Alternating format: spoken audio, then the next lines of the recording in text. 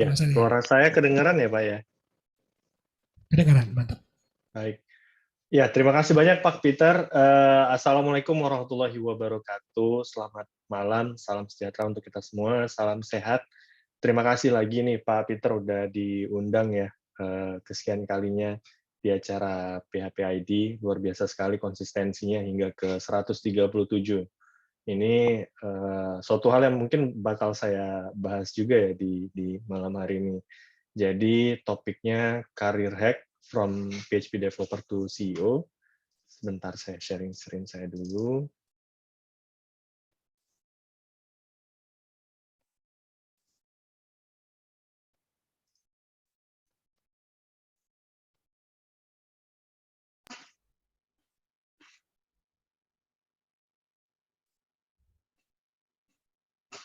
Ya, mudah-mudahan sudah jelas Oke, layarnya. mantap.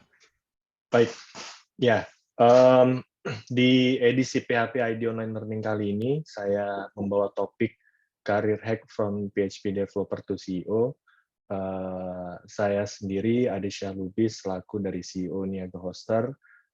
Jika teman-teman mungkin belum ada yang mendengar Niaga Hoster, basically Niaga Hoster adalah penyedia layanan hosting dan juga website di Indonesia. Dan di topik ini saya akan membawa pengalaman pribadi saya, pengalaman hidup bahkan, pengalaman karir saya pribadi, dan juga pengalaman saya dalam managing bisnis dan tim yang terkait dengan dunia IT. Jadi memang di Niaga Hoster sendiri perusahaan IT, jadi sangat-sangat relevan ya. Um, ini nggak akan terlalu teknikal sebenarnya yang akan kita bahas. Bahkan bisa dibilang ini lebih ramah ya bagi mereka mungkin yang juga masih pemula-pemula dan juga masih pelajar di di dalam bidang pemrogramming ataupun IT. Jadi mudah-mudahan share pengalaman pribadi ini bisa bermanfaat dan memang sudah proven ya yang saya alami sendiri. Ya, sebelumnya perkenalkan nama saya Adisha Lubis. Saya usia 31 tahun, saat ini menetap di Jogja, tapi aslinya dari Medan ya. Warga saya Lubis, Batak. Um, Cerita sedikit tentang diri saya. Um, saya tuh seorang gamer, bahkan dari usia uh, kecil sekali, dibelikan konsol game itu dari Nintendo, Sega, Spica, mungkin bahkan nama-nama yang cukup asing bagi generasi Gen Z ataupun milenial juga saat ini ya. Nah, kedekatan dengan game itu tadi juga yang sebenarnya membuat minat saya terhadap komputer itu muncul. Dan saya punya komputer pertama saya itu pada saat SD. Nah, utak-atik komputer, kemudian di SMP itu adalah pengalaman pertama saya kenal dengan dunia programming, di mana pada saat itu belajar tentang pembuatan website menggunakan HTML dan CSS biasa. Pada saat itu, waktu SMP itu bahkan komputer yang multimedia, yang bisa ngeluarin suara, itu aja juga masih hal yang baru banget. Nah, apalagi internet ya, internet tuh masih masih zaman Telkomnet instan lah. Jadi dalam arti masih ada tinun-ninun-ninut, ya, masih ada suara-suaranya seperti itu. Tapi dari awal sendiri pun saya udah melihat suatu manfaat yang luar biasa sekali dari internet ini tadi. Karena informasi itu sangat mudah untuk diakses oleh siapa aja. Sesuatu yang mungkin menjadi kemewahan begitu ya. Sebelumnya mungkin informasi-informasi itu tadi hanya bisa diakses oleh kalangan-kalangan tertentu saja dengan status sosial ataupun tertentu gitu ya. Nah, tapi dengan adanya internet, kebebasan dalam mengakses informasi itu jadi adil dan merata. Dari situ saya melihat potensi yang luar biasa sama internet. Di situ juga saya sangat-sangat kagum dan melihat potensi yang besar. Dan di situ juga lah kecintaan saya itu berlanjut ke searah dengan visi Niaga Hoster sendiri begitu ya. Kemudian di SMA pengalaman programming tadi itu dilanjutkan. Saya sempat ikut join ekskul programming, bahkan juga dulu ada olimpiade di level kota juga seperti itu ya. Dan bahasa yang digunakan tuh masih cukup jadul, Pascal dan C++, bahkan belum OOP ya pada saat itu. Ya, yang saya senangi ya karena memang pada saat di SMA belajar programming itu tadi, saya dituntut untuk bisa memecahkan masalah-masalah dan memecahkannya itu secara strategis, secara algoritma gitu ya. Dan sejujurnya yang juga berkontribusi terhadap pengalaman keahlian kepemimpinan leadership saya itu saya jadi walaupun mungkin programmer itu kesannya lebih kepada pengetahuan-pengetahuan teknikal, tapi sejujurnya saya itu juga memiliki interest, kesenangan, ketertarikan yang besar juga dalam bersosial, dalam berkomunitas, dalam interaksi sama individu yang lainnya. Jadi saya ketua kelas sejak dari SMP, kemudian di SMA itu bahkan juga saya bisa dibilang sedikit dijebak gitu, sedikit dijebak sama guru les saya untuk join di salah satu bisnis network marketing gitu ya. Itu menjadi suatu pengalaman yang saat ini saya jujur melihat network marketing itu susah banget untuk sukses, tapi saya cukup bersyukur sempat bersentuhan dengan dunia itu tadi, karena ada diajarkan tentang personal development gitu ya, kemampuan untuk bisa percaya diri, keahlian untuk koneksi, dan keinginan untuk terus meningkatkan kapasitas diri. Nah, itu hal positif yang bisa saya ambil sih. Agak melenceng jauh dari dunia programming, tapi yang ternyata itu bisa berkontribusi baik, positif terhadap diri saya di masa depannya. Pada saat kuliah, saya kuliah IT, walaupun berasal dari keluarga yang nggak benar-benar passion di IT ya. Bapak saya akuntan, kemudian abang-abang saya juga malah kedokteran. Jadi IT itu suatu hal yang baru di keluarga, dan tapi itu memang sesuai dengan passion saya. Pada saat kuliah, disitulah di mana pengetahuan tentang programming saya itu sangat-sangat meningkat sekali gitu ya. Dasar memang programming language yang digunakan pada saat di kuliah. Saya kuliahnya di University Malaya di Malaysia. Saya mengambil jurusan Information Technology, multimedia. Nah, dari sisi jurusannya aja juga sejujurnya ini agak salah dari sisi jurusannya. Karena yang namanya IT multimedia itu juga terkait sama desain dan audio visual gitu ya. Sedangkan sejujurnya saya pribadi itu sangat-sangat enjoy sekali dengan programming, di mana itu lebih kepada software, seharusnya masuk ke jurusan software engineering. Tapi keputusan ini juga lagi saya syukuri, karena ternyata ada minat tentang kreativitas yang ada di dalam saya, itu bisa disalurkan kepada pelajaran-pelajaran selama di kuliah ini tadi. Jadi kita belajar tentang MATLAB, kita belajar tentang visual grafis, video processing, image processing. Nah, pengetahuan ini tadi itu juga membuat saya itu lebih kreatif dan juga lumayan bersentuhan dengan ide-ide kreatif. Nah, di kuliahnya sendiri itu diajarkan tentang PHP, PHP, namun kemudian pada saat diminta melakukan tugas akhir ya, saya mencoba untuk challenging, untuk menantang diri saya sendiri untuk mempelajari dulu Objective-C, itu untuk aplikasi development untuk iOS. Tidak diajarkan di di mata kuliah sebenarnya pada saat itu, tapi saya coba belajar sendiri. Ya, ini salah satu mungkin yang bisa pelajaran diambil itu adalah basically kan kalau programming itu, walaupun memang kita pada akhirnya harus mengambil satu spesialis, tapi berbeda language itu umumnya kan juga hanya lebih kepada pengetahuan kita terhadap algoritma dan juga semantik dari, bahasa-bahasanya, begitu ya. Jadi lebih seperti bahasa dalam manusia juga, kayak, mmm cuman beda di grammar dan juga bedanya di kosakata bagaimana satu arti itu berbeda kosakatanya di language di bahasa-bahasa yang berbeda, tapi dan cara penyampaiannya juga.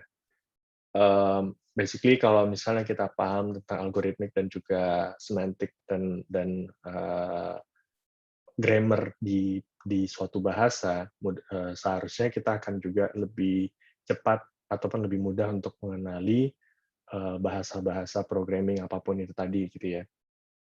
Nah, kemudian pada saat magang, jadi di kampus saya dulu itu di di semester ke-6 ya, semester ke-6 tahun ketiga, itu diminta untuk melakukan magang kerja di perusahaan industri selama 6 bulan. Nah, selama di magang itu saya bekerja di Trax Associates, salah satu brand agensi. Saya senang sekali bisa berada di perusahaan itu karena di-manage oleh orang asing, jadi bukan orang Malaysia sendiri, tapi orang Eropa, Jerman pada saat itu, di mana mereka tuh dengan budaya pekerja yang fleksibel, namun lebih kepada output result dibandingkan proses gitu, dibandingkan SOP maupun prosedur, itu pertama kali saya rasakan. Dan di situ juga pertama kali saya berinteraksi dengan budaya startup ya. Nah, budaya startup itu tadi yang dimana lebih mementingkan hasil dibandingkan dengan formalitas, itu yang bahkan saya coba terapkan juga di bisnisnya Ghoster sendiri gitu ya.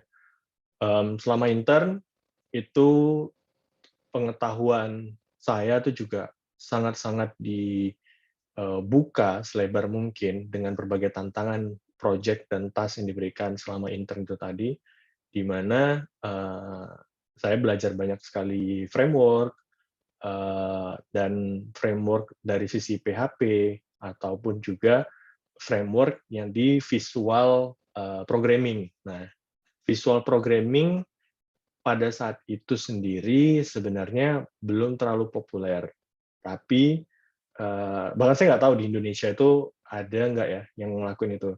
Basically, visual programming yang saya maksud ini, dia itu bagaimana bisa mengkoneksikan programming-programming, mostly ini sebenarnya framework juga. Yang dulu saya gunakan itu Open Framework dan satu lagi saya lupa, tapi itu sebenarnya based on Java ya. Di mana itu bisa dikoneksikan terhadap instalasi-instalasi.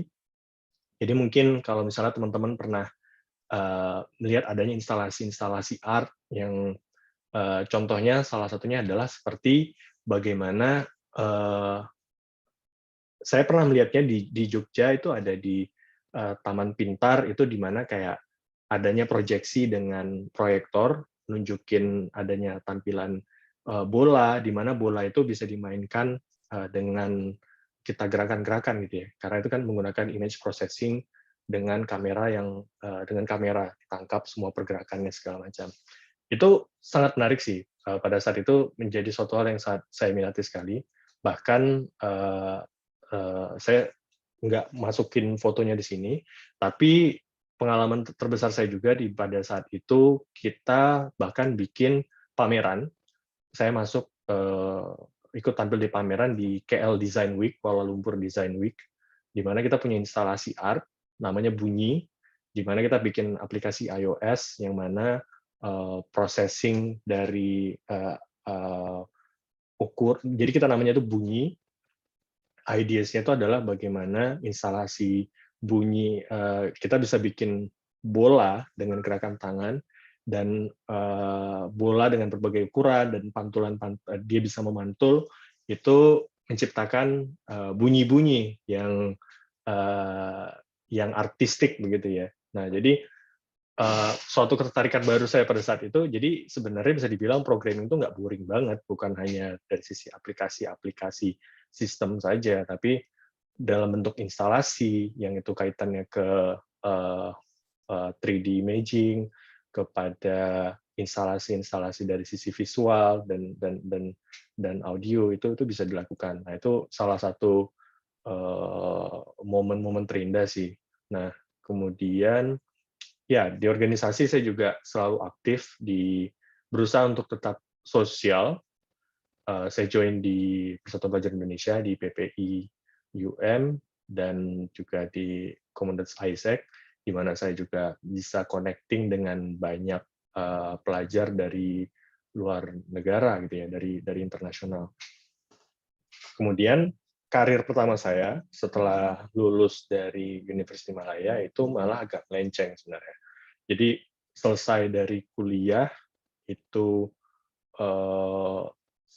dianggap nganggur sama orang tua.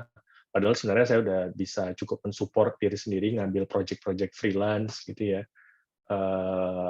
Dan tapi karena adanya pressure dianggap nganggur, jadi akhirnya saya mencoba untuk kerja formal pertama itu di salah satu konsultan di Medan, dan agak melenceng sejujurnya, itu malah programmingnya ke SAP ABAP ya, jadi ke SAP pada saat itu. Nah, ya kurang lebih seperti ini sedikit timeline-nya perjalanan karir profesionalnya. Sebagai intern 6 bulan, kemudian setelah selesai sebagai intern di-hire juga oleh perusahaannya, oleh brand agensinya sebagai developer mereka. Jadi saya bisa dibilang setahun fix di sana. Diminta lanjut lagi, tapi saya harus fokus ke skripsi, jadi saya keluar. Kemudian saya kerja formal pertama saya sebagai ABAP programmer. Kemudian di tahun berikutnya saya quit dan mencoba menjalani startup life, join ke beberapa project teman, ya dapat C-level juga, tapi ya basically levelnya juga untuk bisnis yang masih simple banget, yang masih di level ideation gitu ya.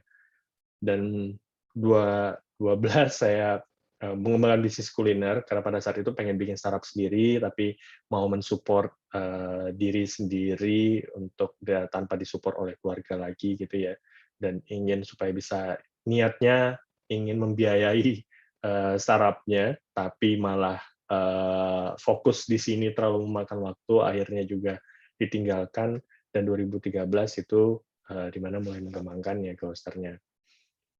Nah, ini beberapa tips yang bisa saya dan juga pelajaran yang yang saya kenali dalam sosok karakter para developer, para engineer, gitu ya. Pertama adalah problem solving, kemampuan dalam penyelesaian masalah. Ya, basically kita developer ataupun engineer di dalam suatu, kita ini adalah orang-orang kreatif gitu ya. Basically umumnya engineer itu tuh tidak perlu disuruh secara detail how we should solve the problem. Kita tuh adalah orang-orang yang kreatif, kita tuh bukan ibaratnya kita adalah orang art, orang-orang yang kreatif juga. Kita diberikan suatu masalah, suatu tantangan, dan cara penyelesaian tadi itu juga akan menentukan seperti apa kualitas sosok si developer tadi. Jadi ini dibahas dengan algoritma gitu ya. Ada cara yang simpel untuk menyelesaikan sesuatu, ada cara yang ribet. Nah, bagaimana bisa mengcoding aplikasi dengan se-efficient mungkin, itu juga bisa membedakan kualitas dari satu engineer ataupun developer ke yang lainnya. Nah, umumnya rata-rata anak-anak IT itu problem solving-nya itu bagus banget. Itu bagus banget. Di mana ketika kita menanyakan sesuatu, umumnya mereka tuh memang sudah terkonsep dalam cara berpikirnya, untuk menyelesaikan sesuatu se-efisien mungkin, seefektif mungkin, gitu ya. Nah, di sini ada kata-kata anak-anak IT terbiasa dengan algoritma, mendefinisikan masalah, mengidentifikasi akar penyebabnya, dan mengumpulkan informasi yang relevan untuk menemukan solusi yang tepat. Ya, lulusan IT biasanya bekerja dengan prosedur dan pemrosesan step by step. Jadi, seperti yang saya sampaikan, banyak hal bahkan di dalam tantangan sehari-hari menjalankan bisnis ya.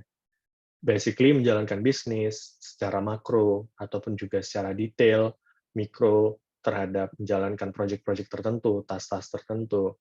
Satu skill yang paling dibutuhkan itu adalah problem solving. Bagaimana kita bisa memikirkan, mengidentifikasi masalah, itu yang pertama, dan kemudian melihat potensi di mana, penyelesaian masalah tadi itu bisa terselesaikan.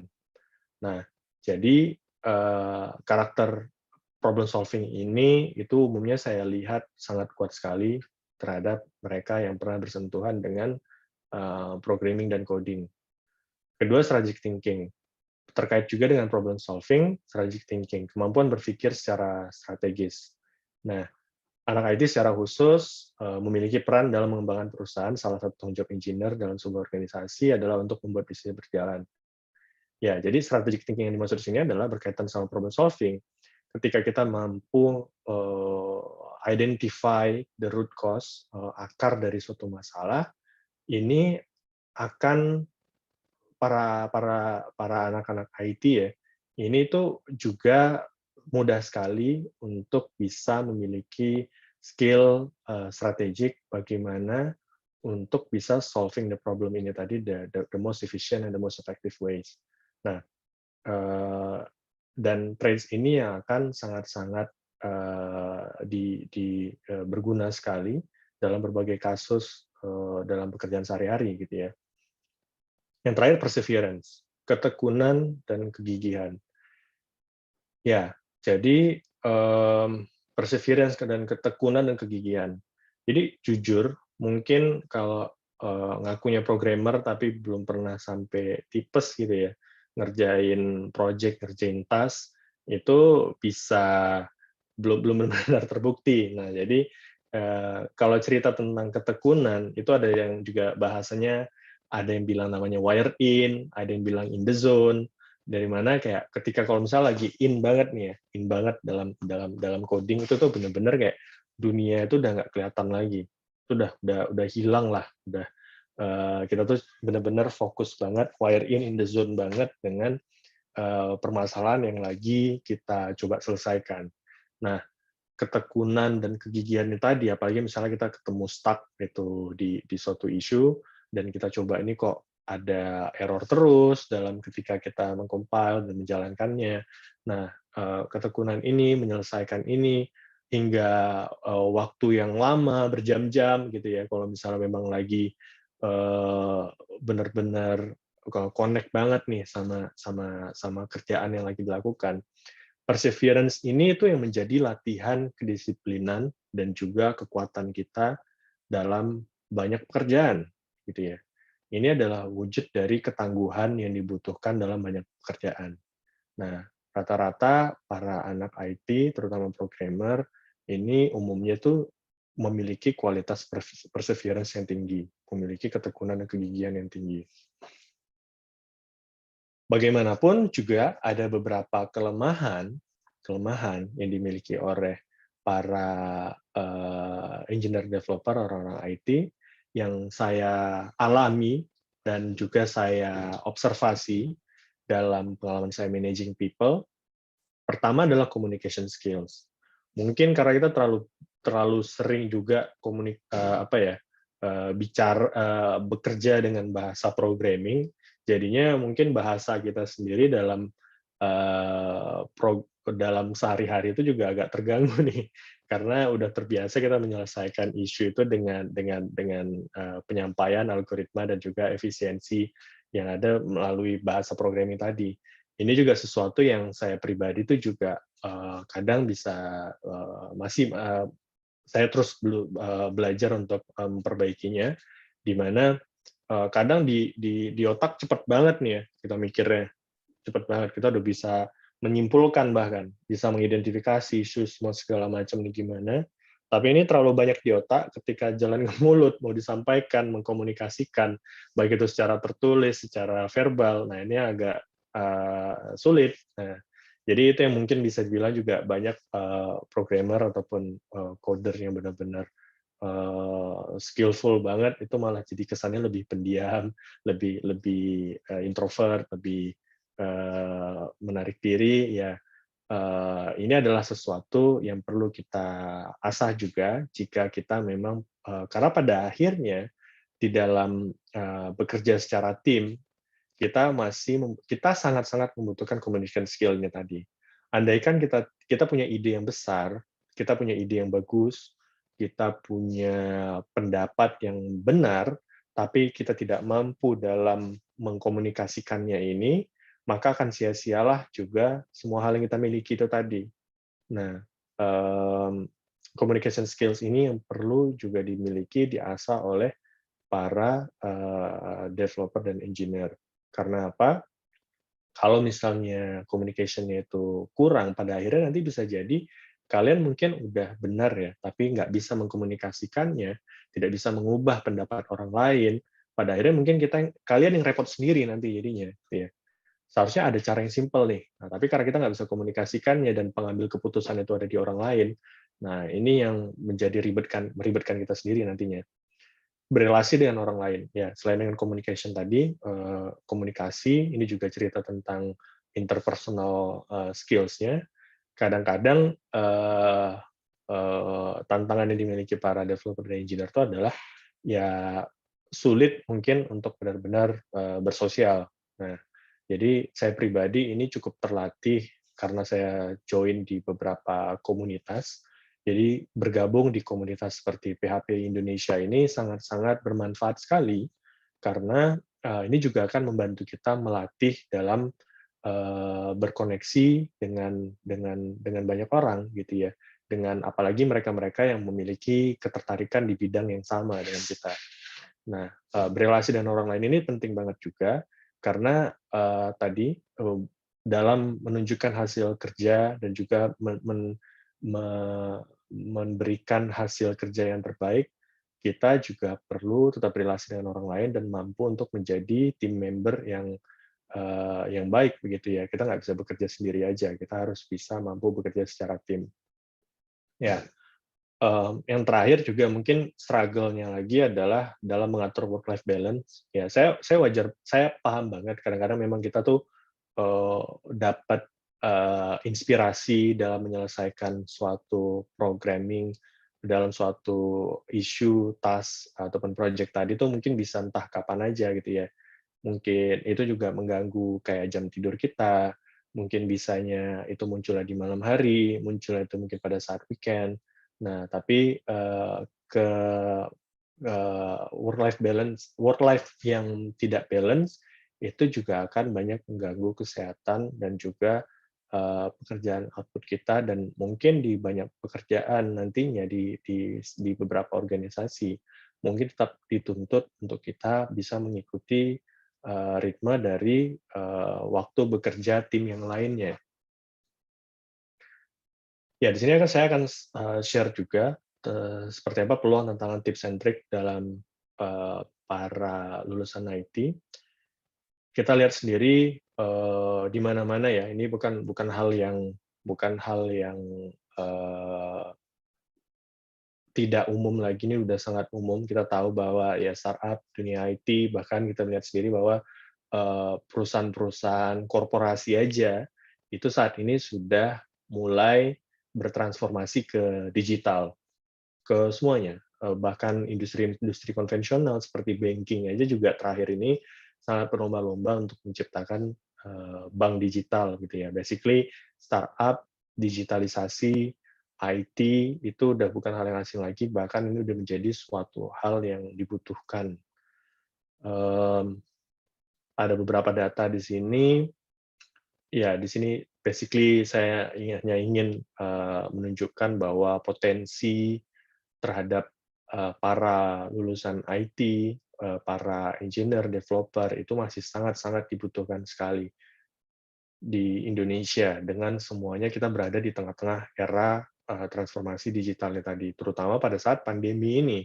Kita saat ini melakukan pertemuan secara virtual karena adanya pandemi, karena adanya suatu virus yang mengubah semua kehidupan masyarakat, di mana pada akhirnya solusi yang ada adalah dengan digitalisasi, dengan going online. Nah, siapa lagi yang bisa membantu proses transformasi digital tadi jika bukan para orang-orang yang paham dengan IT dan digital ini tadi. Nah, sayangnya sementara itu di sini, di Indonesia, ternyata talenta digital kita itu masih kurang sekali. Nah, masih kurang sekali.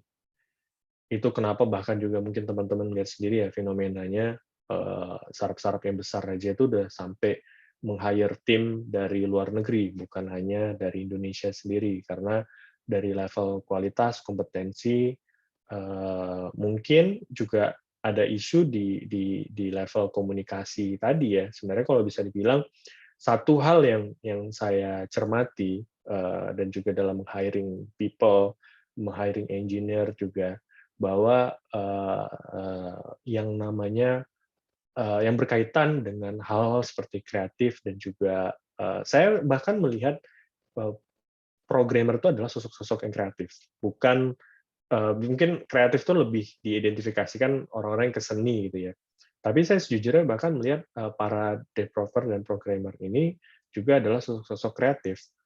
Kenapa sosok kreatif? Karena mereka ini adalah sosok-sosok yang juga perlu berimajinasi dalam hal problem solving. Walaupun hasil akhirnya mungkin bukan seni ya, bukan seni dalam wujud painting, musik, dan lainnya. Tapi seni yang kita hasilkan itu dalam wujud aplikasi sistem yang bekerja secara efisien dan efektif. Nah, saya observasi yang saya miliki itu adalah orang Indonesia itu sejujurnya itu banyak yang berbakat, banyak yang berbakat. Banyak sekali yang berbakat. Mmm, Kekurangannya mungkin itu adalah dalam kemampuan mengasah, bakatnya itu tadi. Nah, jadi ini adalah eranya nerd, bisa dibilang seperti itu. Ini adalah eranya nerd, di mana di sini adalah kebangkitan kita. Semua yang memiliki ketertarikan dalam dunia IT ini adalah masa-masanya kita. Kitalah yang bisa mengubah dunia, kitalah yang memang sosok yang dibutuhkan dalam di masa transformasi digital ini tadi. So, how and where do we start? Ya, kita harus memahami juga bahwa adanya perjalanan karir. Saya sendiri tadi, perjalanan karir saya sendiri itu cukup dinamis, nggak hanya berada di level eksekutor aja, individual kontributor, bahkan levelnya saat ini saya running a business, gitu ya. Saya menjalankan bisnis. Nah, untuk mengetahui seperti apa perjalanan karir yang bisa kita miliki, ini sama seperti kita harus mengetahui beberapa hal. Nah, jadi di sini ada visualnya, ada gambarannya, bagaimana impact kita bisa lakukan ketika itu semuanya bersentuhan. Bersentuhannya di mana? Bersentuhannya adalah di bagian ketika kita memiliki bakatnya, dan kita juga memiliki ketertarikannya, dan ketertarikan dan bakat itu tadi juga menjadi suatu kebutuhan di dalam suatu bisnis. Nah, dengan mengetahui ini tadilah di mana kita bisa benar-benar memberikan impact. Cara untuk mengenalinya, kita tuh sebenarnya baiknya ada di mana sih? Kita harus ngapain sih? Kita harus ada berada di posisi mana sih? Nah, kita dibutuhkan self awareness yang tinggi dalam mengenali bakat diri dan keinginan ini tadi. Ya, ini suatu referensi yang bisa saya dapat dari internet juga, di mana umumnya pada akhirnya kita akan memulai selalu dengan menjadi seorang coder gitu ya, seorang programmer, seorang engineer, di mana kita bisa dituntut untuk bisa menyelesaikan masalah. Namun pada akhirnya ini bakal bisa bercabang. Bagaimana tergantung dari keahlian dan minat kita juga. Di mana tergantung dari tadi minat dan juga bakat kita ada di mana. Umumnya terbagi dalam 3 track, itu ada technical. Technical berarti ya memang sosok-sosok yang seorang coder sejati yang memang seorang artis seniman yang mengetikkan semua coding-coding yang indah, menciptakan suatu sistem, gitu ya. Kita sangat membutuhkan si sosok technical ini tadi. Kemudian ada track management, di mana manajemen ini tadi itu mungkin tidak terlalu ahli dalam coding hingga di level yang sangat tinggi, tapi memiliki ketertarikan dalam managing people, memimpin tim, memiliki pengetahuan dan keahlian leadership juga. Itu bisa berada di track management. Ini seperti saya gitu ya. Saya ada di track management ini sekarang, dan yang terakhir itu ada di coaching track. Nah, kalau di coaching itu lebih kepada kemampuan kita untuk bisa meng-coaching orang lain. Nah, jadi umumnya selalu ada di 3 track ini. Jadi nggak jauh-jauh dari sini, antara kita itu mau fokus menjadi seorang programmer yang ahli, atau kita ingin fokus dalam memimpin tim, yang terakhir, atau kita ingin bisa menjadi seorang coach. Nah, di sini juga ada sedikit gambaran bagaimana sejujurnya pengetahuan IT itu tadi nggak selamanya harus menjadi seorang programmer, gitu ya. Nggak selalu menjadi seorang programmer. Bahkan background pendidikan pun juga nggak terlalu relevan sekarang.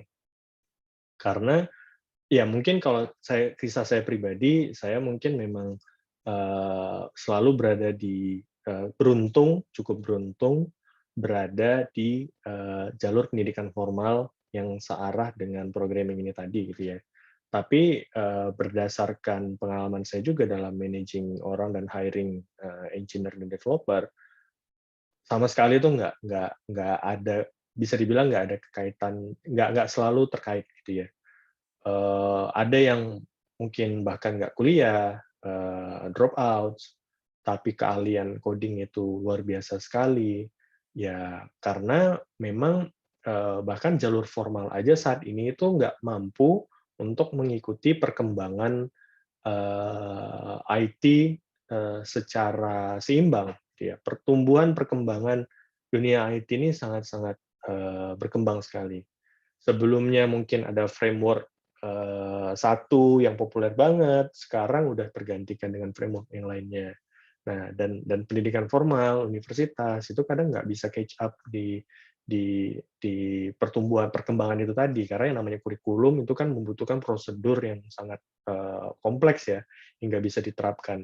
Nah, jadi namun rata-rata jadi seorang developer, programmer itu memang dituntut untuk bisa belajar sendiri. Itu yang kenapa tadi problem solving itu juga jadi karakternya kita, para lulusan IT gitu ya. Nah, dan saya melihat sendiri juga bahkan mereka yang mungkin juga lulusan mengambil pendidikan formal IT, nggak selamanya itu juga ternyata baru mereka sadar gitu ya, wah ternyata coding ini terlalu sulit gitu ya, atau ya aku nggak minat di coding. Banyak yang kasus yang seperti itu juga, di mana sebenarnya mereka yang mengambil pendidikan formal IT nggak selamanya juga harus menjadi seorang coder. Nah, inilah juga contoh-contoh opsi karir yang ada gitu ya.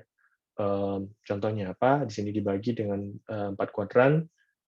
Garis vertikalnya itu mempertimbangkan antara highly dependent dan juga team based. Apakah dia bisa bekerja sendiri dan team based. Kanan itu lebih kepada people skill, kiri itu lebih pada less people focus. Ya, contohnya di kuadran kanan atas ini tadi, kita ada technical support, founder, technical writer, teacher. Nah, ini adalah pekerjaan-pekerjaan itu yang lebih independen, juga lebih membutuhkan people skill, communication skill yang baik. Dan ini bukan pekerjaan yang buruk sama sekali, bahkan di Niaga Oster sendiri, kami itu juga sangat-sangat membutuhkan. Contohnya adalah seperti technical writer. Nah, technical writer ini kan adalah sosok-sosok yang dia itu paham technical memang. Dia mungkin nggak bisa coding, tapi dia paham dengan semua dunia IT ini tadi. Dan dia bisa menuliskannya itu ke berbagai artikel-artikel yang berguna. Nah, technical writer ini itu sangat dibutuhkan sekali, dan ini adalah lulusan-lulusan IT juga, gitu ya. Kemudian di bagian bawah team base ini ada project manager, scrum master, product manager. Nah, ya kita lihat sendiri bahkan produk-produk besar di dunia saat ini, baik itu kita sebut merek Zoom, Facebook, itu juga bisa diciptakan berkat produk-produk manager yang luar biasa. Dan umumnya mereka ini juga adalah para lulusan IT. Mereka mungkin bukan coder, mereka mungkin sadar bahwa mereka tuh mungkin memang bukan bukan programmer yang sangat skillful banget, tapi mereka menemukan passion yang lain di mana menyalurkan bakat mereka dan kontribusi mereka itu bisa ada dalam mengembangkan produk, gitu ya. Nah, di sini juga ada technical recruiter, sales engineer, dev marketing, dev relation. Nah, cerita tentang sales engineer juga misalnya. Saat ini bahkan di era saat ini, orang sales aja itu juga sudah mulai direkrut dari level technical, gitu ya. Mereka-mereka yang memiliki pengetahuan IT dan mengetahui technical. Jadi jika dulu mungkin sales itu lebih kepada orang-orang yang extrovert, orang-orang yang mampu untuk bisa menarik perhatian secara emosional, gitu ya. Di saat ini, di era saat ini, itu bisa dibilang mereka yang memiliki conversion rate yang lebih baik, bahkan juga memiliki sales performance yang lebih baik, itu adalah berasal dari orang-orang teknikal. Kenapa? Karena di zaman saat ini dengan keterbukaan informasi segala macam, dulu mungkin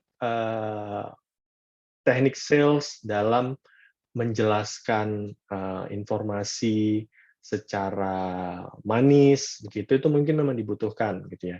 Tapi di zaman saat ini informasi itu udah aksesibel bagi banyak orang. Mereka bisa mencarinya sendiri. Bahkan mungkin sebelum mereka datang ke suatu brand, mereka udah melakukan studinya terlebih dahulu tentang fitur dari brand ini, kebaikannya seperti apa, manfaatnya seperti apa. Jadi nggak perlu extra effort lagi dari tim sales perusahaannya untuk menjelaskan. Jadi kemampuan untuk berbicara secara manis itu udah kurang dibutuhkan. Tapi kenapa orang-orang teknikal itu bahkan juga digunakan sebagai orang sales? Karena mereka mampu meng-identify problem dan juga solusi apa yang terbaik bagi para si klien-klien ini tadi, gitu ya.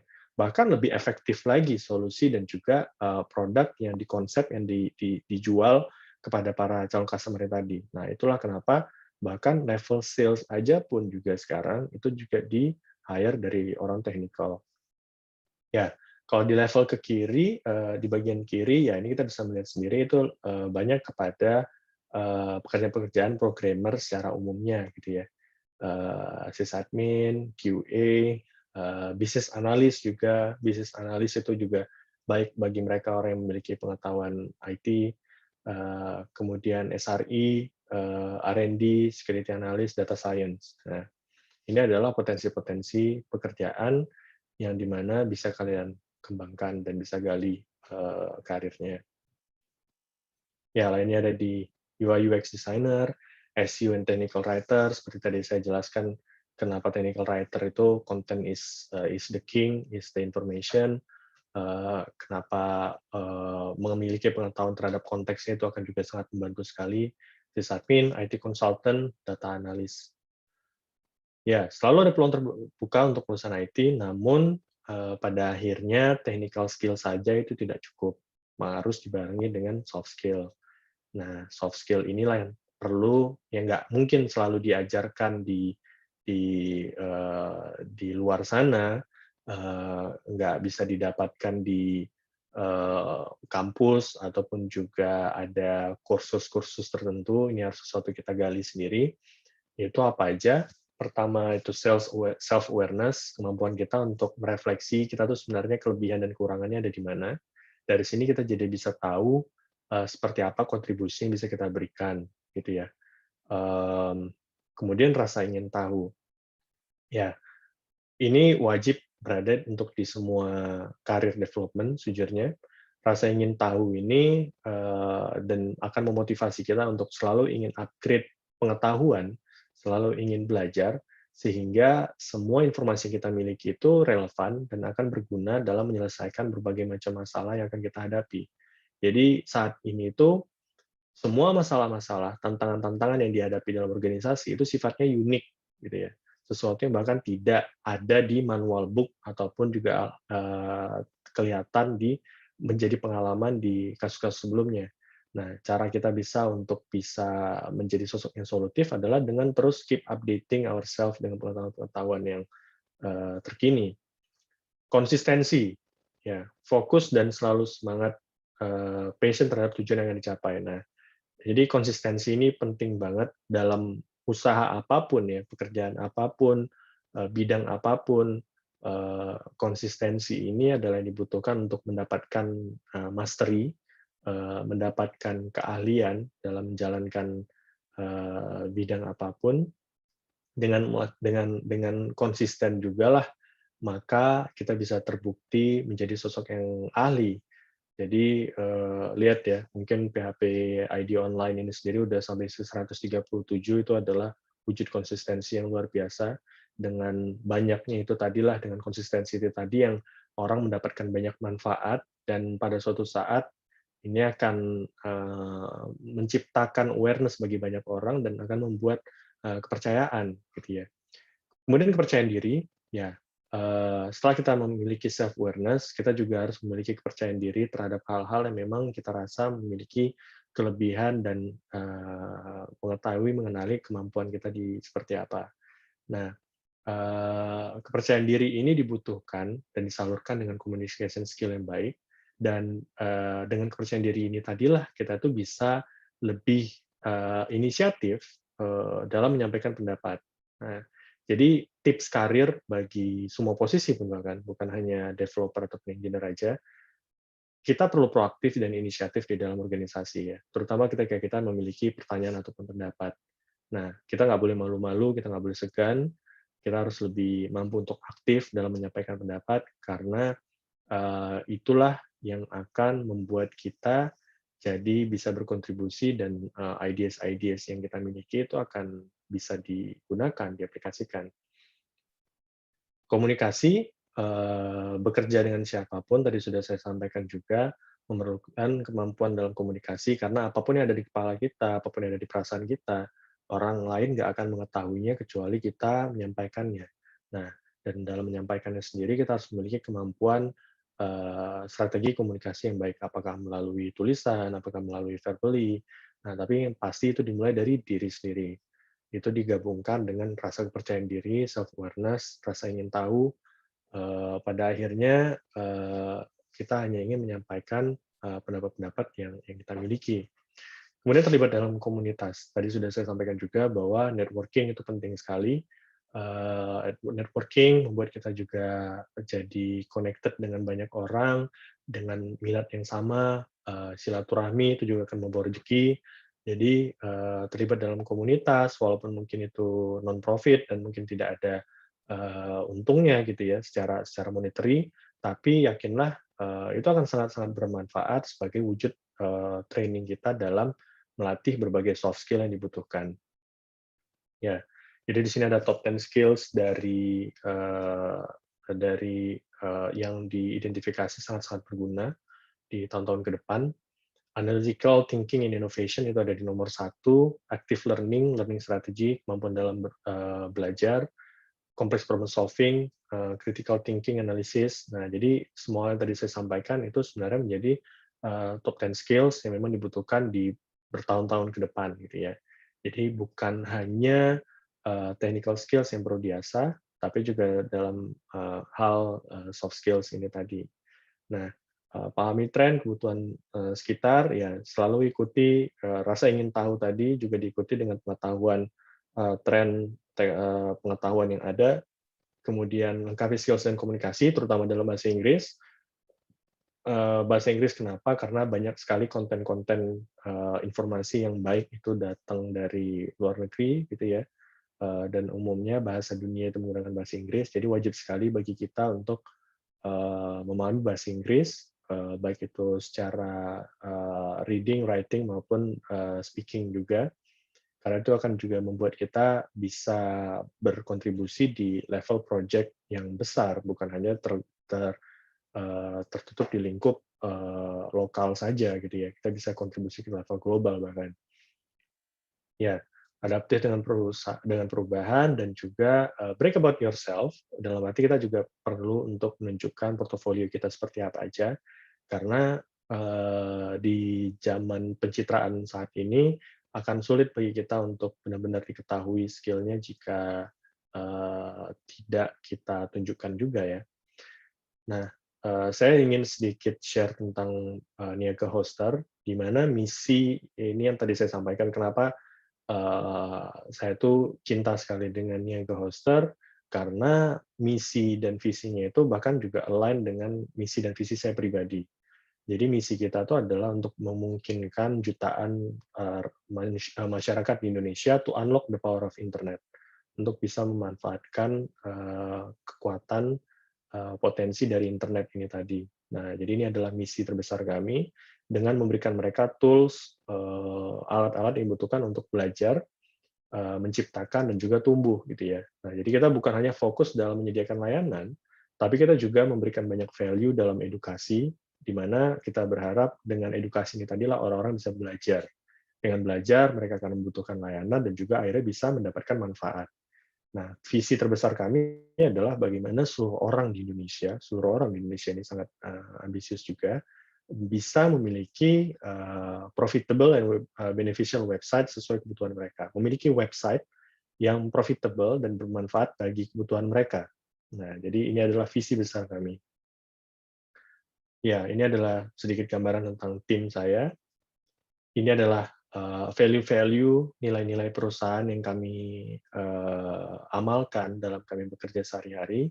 Customer obsession, di mana kami itu selalu berusaha untuk mengenal customer lebih baik seperti apa. Ownership, memiliki ownership dalam tanggung jawab, juga dalam rasa memiliki yang besar terhadap kesuksesan, rasa peduli terhadap kesuksesan bisnis, learn and be curious, di mana kami itu selalu memiliki nilai untuk selalu ingin mengupgrade pengetahuan, hire and develop the best, di mana kami akan berusaha untuk selalu meng-hire orang yang terbaik, high standard, di mana kami selalu menantang diri untuk bisa mencapai hasil-hasil yang tertinggi, freedom and responsibility. Nah, ini juga bagaimana kami lebih fokus terhadap outcome dibandingkan formalitas ataupun prosedur, di mana kami memberikan kebebasan kepada para host ranger, kami menyebutnya, tim member kami, untuk bisa menemukan pola bekerja mereka sendiri. Fokus, ini adalah kemampuan kami dalam memilih prioritas. Bias or action, ini adalah bercerita tentang kecepatan kami, kegesitan kami dalam mengeksekusi. Courage and candidness, ini adalah nilai yang menjaga kami dalam berkomunikasi untuk bisa berterus terang dan tidak ada rasa nggak enakan ya untuk menyampaikan apapun yang ada di pikiran mereka. Deliver result adalah nilai terakhir yang kami gunakan untuk memastikan apapun yang kami lakukan itu harus bisa menciptakan hasil yang baik. Ya, ini aktivitas sebelum pandemi di mana kita ngumpul banget, dan ini sejujurnya pada saat sebelum itu kita ada 150-an ya sebelum pandemi. Sekarang udah 350-an, udah nambah 200 lagi. Sebelumnya itu fokus itu udah di Jogja, sekarang udah di seluruh Indonesia. Ini bahkan long distance banget, saya aja sampai kangen banget dengan foto-foto ini. Saya pengen banget ketemu sama teman-teman sekali lagi. Dan mungkin kami akan pesta yang lebih besar lagi nantinya. Mudah-mudahan pandemi segera berakhir dan bisa ngumpul-ngumpul rame-rame lagi. Ya, walaupun sekarang bekerjanya WFH, kita masih WFH, bahkan saat ini saya masih WFH ya, kita tetap merasa WFH itu bisa bikin kita tetap produktif dan juga bisa sehat, tidak adanya resiko penyakit gitu ya pada saat masih pandemi ini. Bagaimanapun kami terus melakukan aktivitas-aktivitas untuk engagement. Nah, jika teman-teman tertarik, bisa melihat di akun Instagram Insight Niaga Hoster. Di sini kami sedikit sharing tentang bagaimana kondisi-kondisi internal, bagaimana kehidupan para host arranger. Nah, saat ini kami lagi bukaan banyak posisi,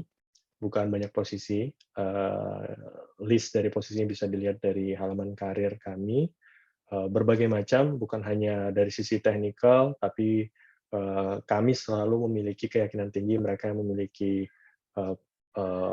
interaksi dengan dunia IT itu akan memiliki nilai plus ya dalam menduduki posisi yang kami buka saat ini. Dan ya, ini adalah beberapa sosial media yang bisa teman-teman kunjungi untuk mengetahui lebih banyak tentang layanan, misi-misi kami, bisnis kami, produk kami, maupun juga value-value dan edukasi yang terus kami jalankan ke masyarakat Indonesia. Itu saja dari saya. Ini udah pas 1 jam juga. Mohon maaf mungkin kalau ada sedikit kelewatan, tapi saya mengucapkan terima kasih banyak atas perhatiannya. So, thank you very much untuk sudah mendengarkan. Balik lagi nih ke Pak Peter. Wonderful, waduh, tadi bilangnya cuma 30 menit, tapi 1 jam jadi nggak berasa, sangat overwhelmed banget. Waduh, itu tadi dibilang ciri-cirinya developer tuh saya jadi, iya saya banget nih. Iya maklum, saya juga developer banget soalnya, jadi ciri-ciri yang tadi itu susah berkomunikasi. Jadi bisa confirm ya Pak ya? Relate ya benar ya? Bisa confirm tuh, jadi ketawa-ketawa saya sendiri. Oke teman-teman, kita akan masuk ke sesi pertanyaan, dan saya nunggu tuh pertanyaan teman-teman, tapi belum ada nih yang nanya. Nah, sambil nunggu pertanyaan teman-teman, kita akan break. Mas Ade boleh istirahat minum. Ada beberapa pesan yang mau lewat. Sambil pesan lewat. Oke, PHP AD Online Learning terselenggara berkat kerjasama PHP Indonesia dengan sponsor-sponsor. Dalam ini adalah Kodepolitan. Kodepolitan adalah platform belajar pemrograman secara online berbahasa Indonesia yang dikembangkan khusus untuk membantu generasi muda belajar dan berlatih pemrograman agar kompetitif di era industri 4.0. Yes, dan dari Rumah Komunitas, sebagai pelopor merchandise inovatif di Indonesia, menyediakan custom pakaian sesuai keinginan, berkualitas dan tanpa minimum order. Teman-teman boleh pesan nih, ini adalah Rampi, produk terbaru, bisa pasang logo dari komunitas teman-teman atau pakai logo PHP Indonesia juga oke. Dari Refactory, sebagai perusahaan teknologi informasi yang berkomitmen untuk memberdayakan masyarakat dengan mengenalkan mereka terhadap dunia pemrograman, karena Indonesia adalah negeri besar dengan potensi sumber daya digital yang dapat berkontribusi dalam transformasi digital dunia. Wonderful, oke deh. So, kita akan masuk ke tanya jawab nih. Ini menarik sekali soalnya tadi semua yang Mas Ade sampaikan itu jadi ketawa-ketawa saya. Dan benar banget seperti yang Mas Ade mungkin tahu, di komunitas PHP Indonesia itu banyak sekali member-member yang galau-galau banget nih.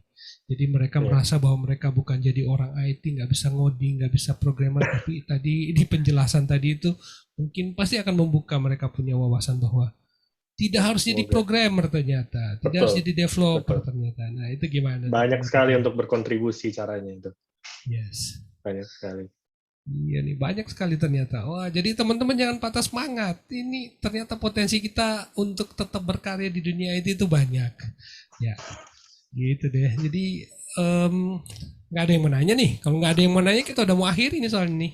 Ini ada berapa nih? Ada 20. Ya, mungkin kalau ada yang ingin bertanya nanti bisa langsung post di Facebook account saya ataupun di Nia Ghoster, bisa dititipkan. Insya Allah nanti saya akan usaha untuk menjawabnya gitu ya. Jika punya pertanyaan mengenai karir atau apapun. Ya, memang karena menarik banget sih memang. Karena ya mungkin selama ini teman-teman di PHP Indonesia kan menganggap bahwa wah, ini mesti jadi programmer nih. Tapi tadi dijelasin di Matrix tadi, ternyata bisa jadi apa ya tadi? Technical writer, macam-macam ya. Macam-macam. Iya. Ya, bahkan seperti kayak technical support aja tuh juga di level kami gitu ya, di mana customer kami itu banyak menanyakan hal-hal yang cukup detail, dan itu umumnya membutuhkan pengetahuan IT yang cukup tinggi ya. Bahkan nggak jarang juga banyak yang nanyain tentang web programming. Jadi kalau bukan lulusan IT mungkin akan kesulitan. Nah, jadi sosok-sosok yang memiliki pengetahuan ini tadi dan mungkin memang mereka nggak minatnya ataupun nggak bakatnya juga di coding, ya ini adalah sosok-sosok yang dibutuhkan dalam berbagai macam posisi tadi. Iya. Karena mungkin pertanyaan-pertanyaan dari customer juga bukan pertanyaan yang berat-berat kan sebenarnya ya. Mungkin yang basic-basic malah mungkin gitu ya.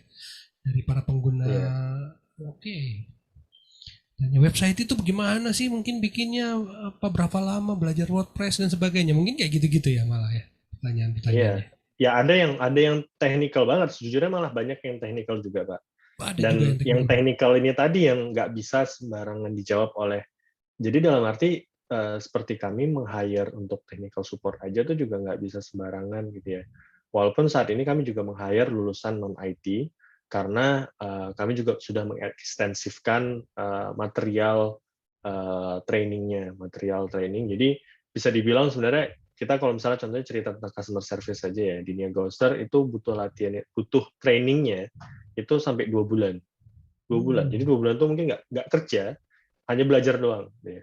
Nah, jadi selama 2 bulan itulah yang mereka tuh akan diintensifkan untuk belajar pengetahuan-pengetahuan IT-nya, pengetahuan tentang website, cara kerja internet, segala macam. Oke, Gitu. berarti tadi teman-teman yang mungkin tertarik mau berkarir ke Niaga di niagahoster.co.id/karir ya. Tadi itu di mana? Ya, ya, saya sangat menantikan sekali nih. PHP Ya, Indonesia penuh dengan talenta-talenta luar biasa. ya, oke. Seperti ketuanya ini, ya Pak. Ada pertanyaan juga akhirnya dari Eko Mervianto. Apakah pada awal memulai di Niaga Hoster, Mas Ade masih melakukan hal teknis atau sudah fokus pada strategi pertumbuhan perusahaan? Masih. Saya bahkan nge-develop beberapa modul juga yang saat ini modul yang pernah saya ciptakan tuh mungkin bahkan ditertawakan ya sama sama engineering yang saya punya, karena yang sekarang ini saya meng-hire orang yang jauh lebih pintar daripada saya dulu. Nah, jadi pastinya dalam bangun sesuatu, apalagi kondisi kita masih kecil gitu ya, misalnya kondisi masih startup, ya kita perlu ngedevelop banyak hal pekerjaan teknikal itu juga kita lakuin sendiri. Oke, karena cuma satu pertanyaannya berarti kita akan akhiri nih online Baik, learning kita karena waktunya juga. Karena topiknya panjang dan enak. Oke teman-teman, terima kasih sudah gabung di PHP ID Online Learning. Terima kasih untuk Mas Ade dan kita akan masuk di bagian terakhir. Mungkin Mas Ade ada semacam pesan-pesan untuk teman-teman terkait topik kita hari ini untuk kita simpulkan. Silakan. baik. Basically ini adalah eranya kita, eranya IT, dan jangan menyerah, jangan merasa putus asa bagaimana bisa berkontribusi. Banyak sekali career opportunity-nya, dan tadi karakter-karakter sosok IT itu dibutuhkan dalam berbagai bidang, karena yang paling penting itu adalah bagaimana kita bisa mengasah soft skill yang ada. Nah, jadi jangan pernah berhenti untuk belajar, selalu menggali potensi yang kita miliki.